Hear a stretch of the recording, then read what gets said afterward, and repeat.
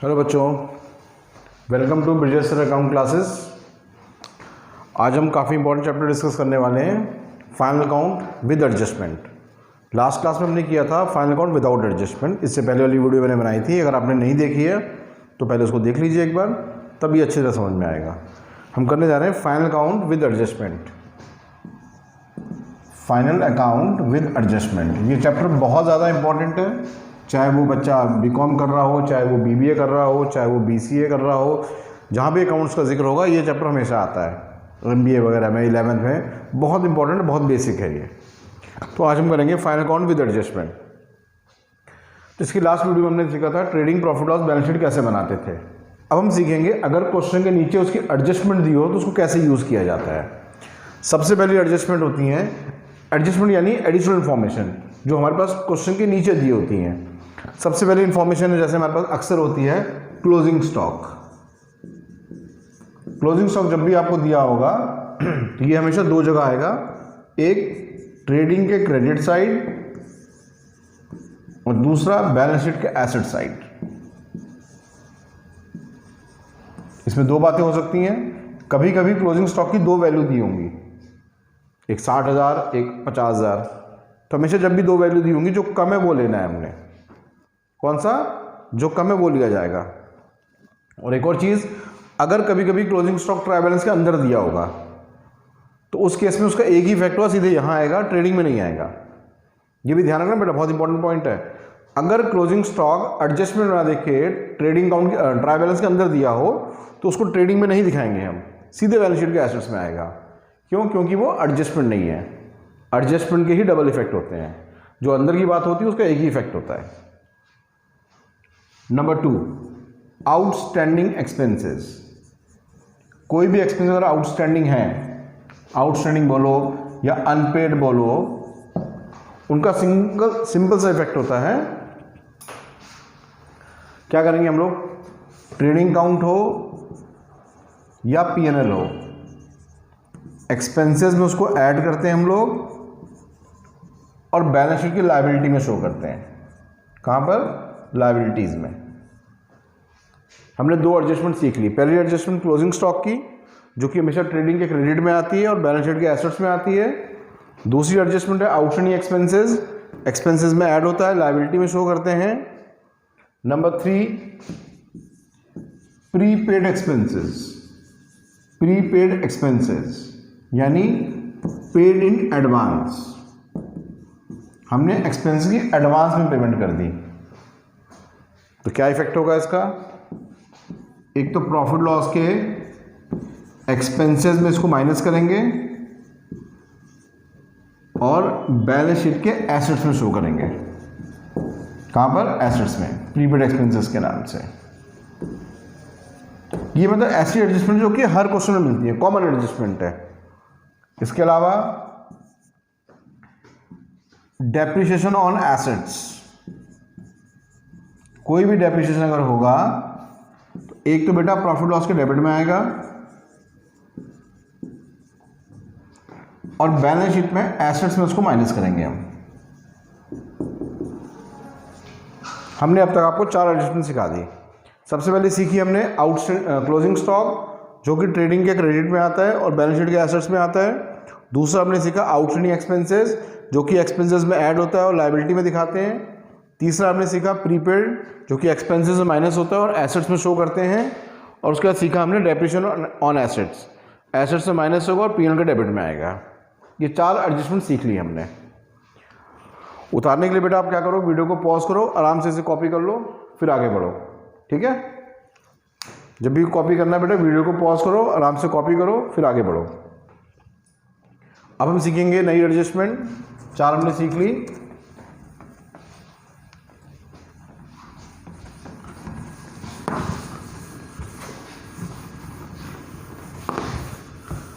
अब क्वेश्चन हमें दिया हुआ एडजस्टमेंट में 5th, interest on capital.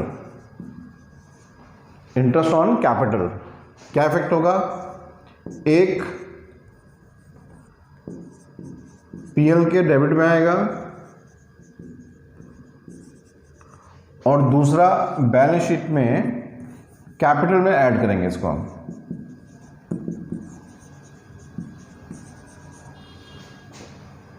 Number 6 interest on drawing, इसका उल्टा होगा। एक तो पीएनएल के क्रेडिट में आएगा बेटा, और बैलेंस शीट में कैपिटल में इसको माइनस करेंगे हम लोग। नंबर 7 एक्रूड कमीशन या एक्रूड इंटरेस्ट, यानी इंटरेस्ट हमने कमाया है लेकिन मिला नहीं अभी तक। Interest earned but not received. एक तो आएगा बेटा पीएल के क्रेडिट में और बैलेंस शीट के एसेट्स में। Number 8 commission received in advance. एक तो पीएनएल में कमीशन में उसको माइनस करेंगे हम लोग, और बैलेंस शीट की लायबिलिटी में शो करेंगे। ये है हमारी adjustment. Interest on capital, capital में ऐड होगा और पीएनएल के डेबिट में आएगा। इंटरेस्ट ऑन ड्राइंग पीएनएल के क्रेडिट में आएगा और कैपिटल में माइनस करेंगे। एक्रूड इंटरेस्ट पीएनएल के क्रेडिट में आएगा, एसेट्स में आएगा। कमीशन एडवांस, कमीशन माइनस करेंगे, लायबिलिटी में शो करेंगे।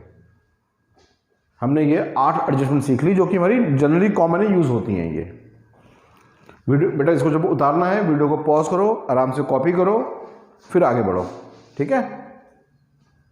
चलो अब आगे बढ़ते हैं हम लोग।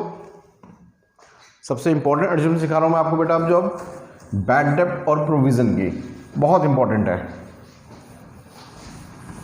ये बच्चों को थोड़ी सी मुश्किल लगती है, इसको समझो, इसका बेस क्या है, क्यों बनाते हैं, कैसे करते हैं। देखो बेटा सबसे पहले हम सीखने जा रहे हैं बैड डेब्ट एंड प्रोविजन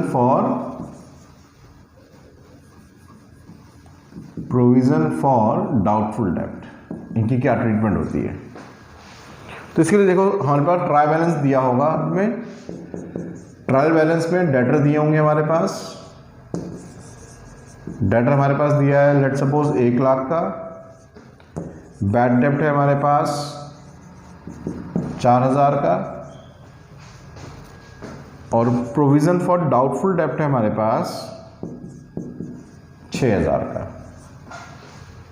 और नीचे इंफॉर्मेशन है क्रिएट 10% प्रोविजन फॉर डाउटफुल डेब्ट। ये इंफॉर्मेशन है हमारे पास, ये क्वेश्चन है और ये एडजस्टमेंट गिवन है। अब सबसे पहले पता होना चाहिए कौन चीज़ें कहाँ जाती हैं। एक तो बनता है बेटा इसमें प्रॉफिट लॉस अकाउंट और एक बनता है बैलेंस शीट। देखो बेटा डेटर सबको पता है, डेटर एसेट्स में आते हैं। बैड डेब्ट पीएल में आता है,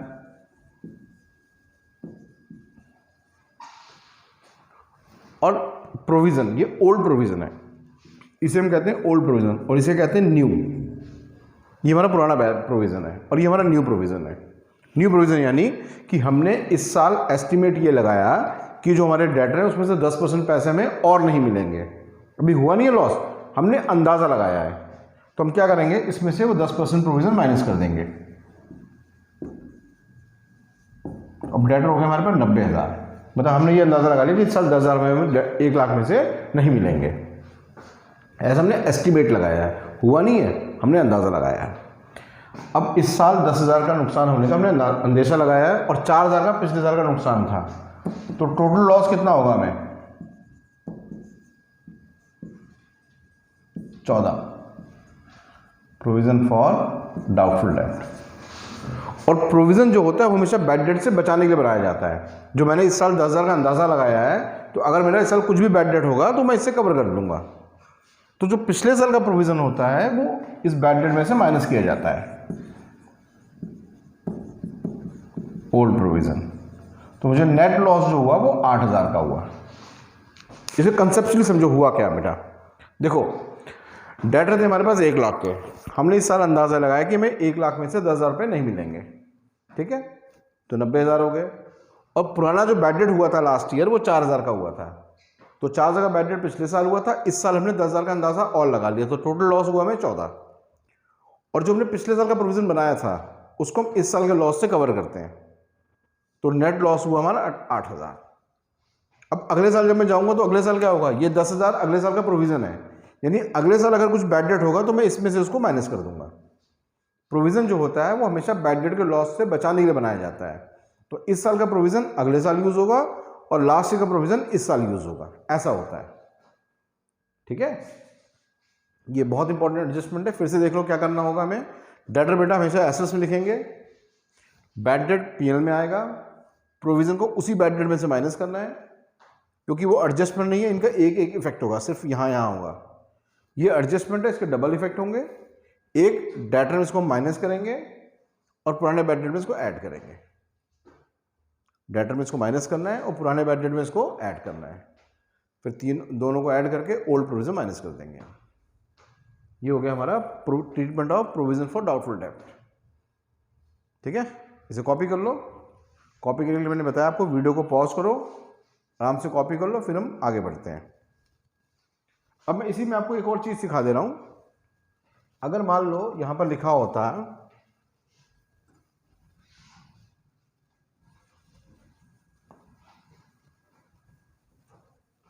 अब मैं इसमें 2 चीज़ें और ऐड कर रहा हूं बेटा, देखो ध्यान से।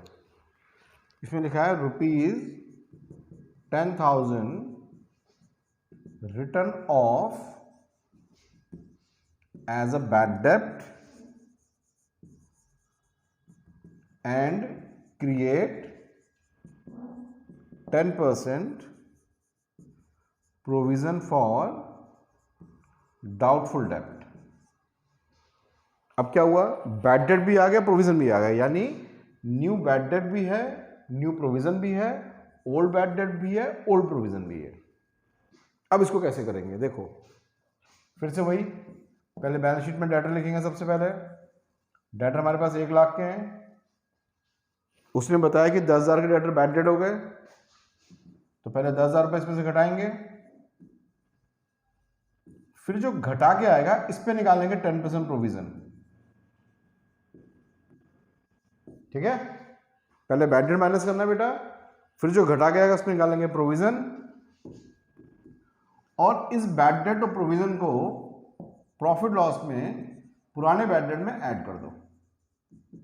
पुराना बैड डेट है 4,000 plus new bad debt 10,000 plus new provision 9,000, इन सबको ऐड करना है, माइनस ओल्ड प्रोविजन। ये बेटा हमेशा ऐसे ही ट्रीटमेंट करनी है भाई।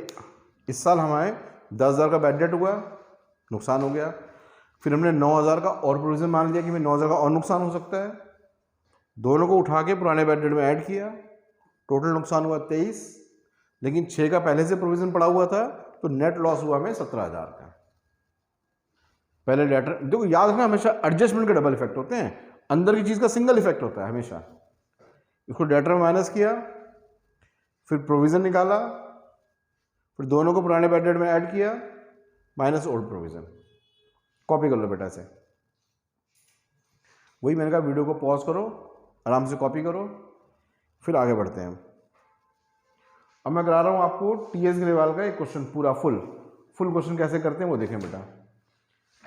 मैं ले रहा हूं 2020 का एडिशन ले रहा हूं, अगर आपके पास पुरानी बुक होगी या नई बुक होगी तो हो सकता है उसमें क्वेश्चन नंबर आगे पीछे हो। 2020 का एडिशन करा रहा हूं मैं, टीएस ग्रेवाल का क्वेश्चन नंबर 4th, बहुत अच्छा क्वेश्चन है। पुरानी बुक होगी तो उसमें भी सेम ही होगा बेटा, नंबर आगे पीछे होंगे लेकिन होगा क्वेश्चन। चलो शुरू करते हैं, अब पूरा सॉल्व कर रहा हूं, देखो ध्यान से बेटा, करने का तरीका क्या होता है, कैसे करते हैं। मैंने लास्ट वीडियो में भी कहा था आपसे कि क्वेश्चन करने का सबसे अच्छा तरीका होता है कि तीनों को साथ बनाओ। आज भी हम वही तरीका फॉलो करेंगे। पहले बनाएंगे ट्रेडिंग अकाउंट, साथ में बैलेंस शीट आ जाएगी और यहाँ पे आ जाएगा profit loss account. Always start with adjustment, question हमेशा एडजस्टमेंट से शुरू करना चाहिए, ठीक है। तीनों को एक साथ बनाओ, उससे क्वेश्चन जल्दी होता है और जल्दी होता है। शुरू करते हैं। सबसे पहले एडजस्टमेंट है हमारे पास क्लोजिंग स्टॉक। बच्चा बच्चा जानता है क्लोजिंग स्टॉक कहाँ आता है, ट्रेडिंग का क्रेडिट और बैलेंस शीट का एसेट्स। आप देखें इस तरह से अगर क्वेश्चन करोगे 15 से 20 मिनट में क्वेश्चन कंप्लीट है आपका। कई बच्चे होते हैं पहले ट्रेडिंग बनाते हैं, फिर प्रॉफिट लॉस बनाते हैं, फिर बैलेंस शीट, उनको आधा घंटा लग जाता है। तो हमेशा मैं सलाह देता हूँ तीनों को साथ बनाओ। सबको पता है ट्रेडिंग अकाउंट इतना ही बड़ा होता है, 4, 5, 6 लाइन मैक्सिमम होती हैं, सबसे बड़ा यही होता है, 15 लाइन 12 लाइन, फिर ये 7, 8, 10 लाइन में कंप्लीट हो जाता है। उस हिसाब से आप उसको बना सकते हो। इसके बाद एडजस्टमेंट है हमारे पास वेजेस आउटस्टैंडिंग। क्या सिखाया था हमने आउटस्टैंडिंग वेजेस के लिए? तो पहले देखो वेजेस कहाँ पे आता है, वेजेस आता है ट्रेडिंग अकाउंट में। यही चीज़ आपको ध्यान रखनी है कि जो एक्सपेंसेस है वो किसका है, ट्रेडिंग का या प्रॉफिट लॉस का है। अगर ट्रेडिंग का होगा तो यहाँ लिख के प्लस करेंगे, प्रॉफिट लॉस का होगा तो यहाँ लिख के प्लस करना है। अब वेजेस जो है हमारा ट्रेडिंग में आता है, हम लिखेंगे यहाँ पर वेजेस है हमारे पास, क्वेश्चन में जो दिया हुआ है अमाउंट उसका वो है हमारे पास 4000। लिखेंगे हम यहाँ पर 4000 प्लस आउटस्टैंडिंग वेजेस, उसे प्लस करेंगे और लायबिलिटी में शो कर देंगे। इस तरह से करना है बेटा, साथ साथ एडजस्टमेंट निपटाओ, उससे चीज़ें छूटती नहीं है, जल्दी होता है क्वेश्चन, साथ साथ कंप्लीट होता है। इसके बाद है salary bad debt. Bad debt आ गया 600 रुपये। पहले डेटर लिखेंगे यहाँ पर 20,600 माइनस करेंगे बैड डेट,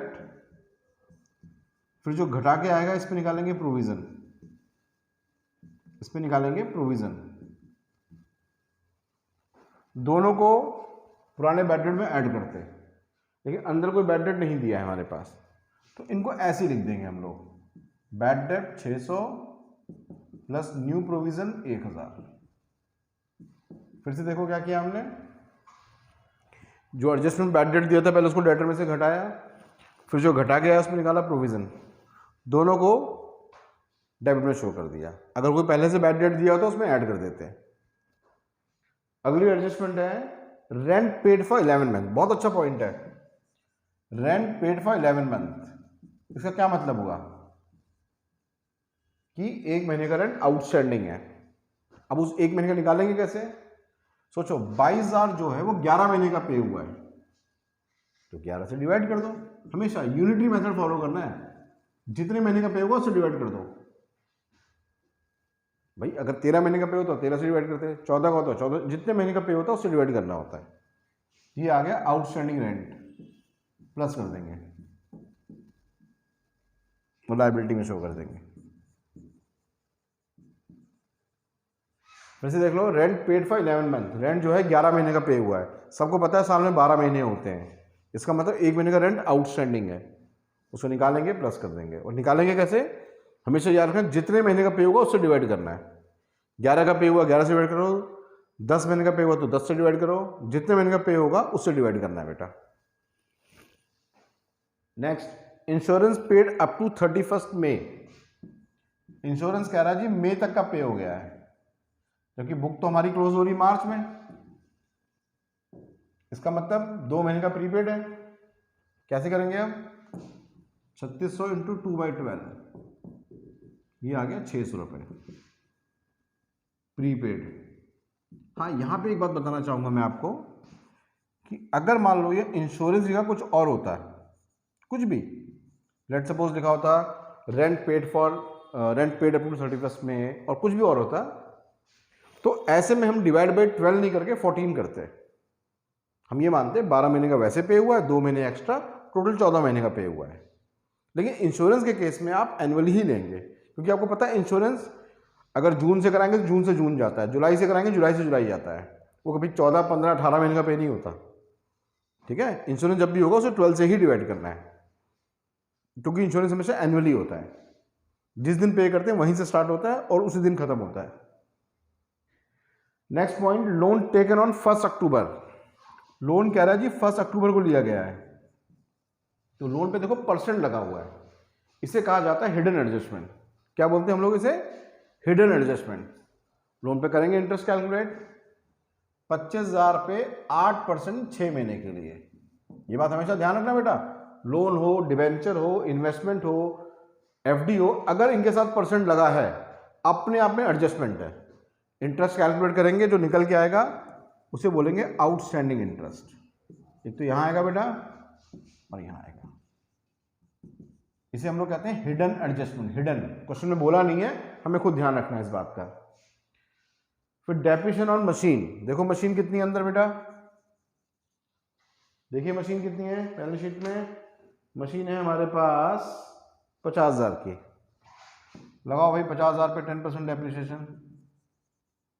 एक तो यहां माइनस करेंगे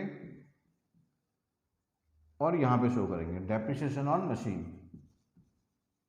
और देखिए किस पे डेप्रिसिएशन है, फर्नीचर पे भी है। फर्नीचर पे 5% है। फर्नीचर हमारे पास है 14,000 का, लिखेंगे एसेट्स में फर्नीचर 14,000 लेस डेप्रिसिएशन 700 रुपये, और यहाँ लिखेंगे डेप्रिसिएशन ऑन फर्नीचर। ये तरीका होता है बेटा करने का, हमेशा ऐसे ही करना है आपने।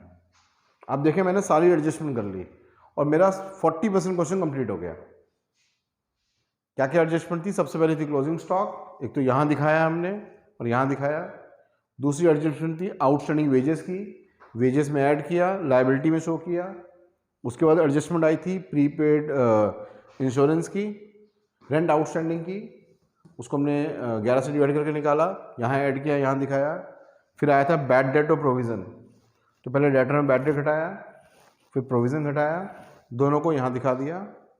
फिर इंश्योरेंस की एडजस्टमेंट आई थी, 2 महीने का एक्स्ट्रा पे हुआ था, 2/12 किया, माइनस किया, एसेट्स में दिखाया। फिर लोन पे परसेंट लगा हुआ था, वो अपने आप में एडजस्टमेंट है, निकाला इंटरेस्ट मंथ के हिसाब से, और फिर डेप्रिसिएशन ऑन एसेट्स माइनस करके दिखा दिया। सारी एडजस्टमेंट हो गई। अब अंदर की इन्फॉर्मेशन लो, एक एक करके भर दो। सबसे पहले इन्फॉर्मेशन हमारे पास कैपिटल है। कैपिटल बेटा यहाँ पे आएगी 80,000 minus drawings plus net profit. फिर जो आएगा उसे यहाँ लिखेंगे हम। सेल्स, सेल यहाँ पे आती है, और अगर सेल रिटर्न होगा तो माइनस करके लिखेंगे बाहर। परचेजेस, परचेज रिटर्न है तो माइनस करेंगे बेटा, फिर बाहर लिखेंगे। यही चीज़ें ध्यान रखनी है। Opening stock, opening stock, purchase, carriage inward. Carriage दो तरह के होते हैं, इनवर्ड एंड आउटवर्ड। अगर खाली कैरेज है तो ट्रेडिंग में आएगा, और कैरेज आउटवर्ड होगा तो पीएनएल में आएगा। कैरेज मतलब होता है भाड़ा, किराया, ट्रांसपोर्टेशन चार्जेस, वेजेस हो गया, पावर,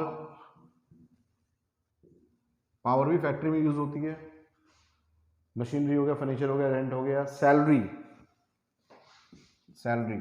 ये तरीका बेटा करने का सबसे बढ़िया होता है कि पहले अब एडजस्टमेंट निपटा लो, उसका क्वेश्चन करना पहले बहुत आसान हो जाता है। नेक्स्ट पॉइंट, बैंक लोन हो गया, डेटर हो गया, क्रेडिटर। क्रेडिटर हमारे पास 18,900 के हैं। और देखो बेटा कैश इन हैंड 1500। ये देखिए कैश लिखने के बाद मेरा क्वेश्चन कंप्लीट। कितना टाइम लगा? हार्डली 10 से 15 मिनट। यही बेटा इसकी औकात है, इतनी देर में हो जाना चाहिए। आप ऐसे करोगे क्वेश्चन जल्दी होता है। तो टोटल कर लो, ग्रॉस प्रॉफिट आ गया आपका 82,400। इस ग्रॉस प्रॉफिट को यहाँ लिखो, फिर से घटाओ, फिर नेट प्रॉफिट निकालो। नेट प्रॉफिट आएगा आपका 32,100, और उसको हम कैपिटल में ऐड कर देंगे, और फिर जो आएगा बैलेंस शीट टोटल करेंगे, बैलेंस शीट इक्वल आ जाएगी। इस तरह से करना है बेटा आपने। पहले एडजस्टमेंट के इफेक्ट को समझो कि उसका इफेक्ट कहाँ कहाँ होता है, ठीक है। बाकी कुछ सजेशन हो, कुछ पूछना हो, कुछ क्वेरी हो, आप पूछ सकते हो। मेरा नंबर है 9811419806, 9811419806। कोई क्वेरी, कोई सजेशन, कुछ भी आप अगर कम्युनिकेट करना चाहते हैं मुझसे, तो आप इस नंबर पे मुझे कांटेक्ट कर सकते हैं, ठीक है बच्चे। बाकी चैनल को लाइक और सब्सक्राइब कर देना बेटा। Thank you.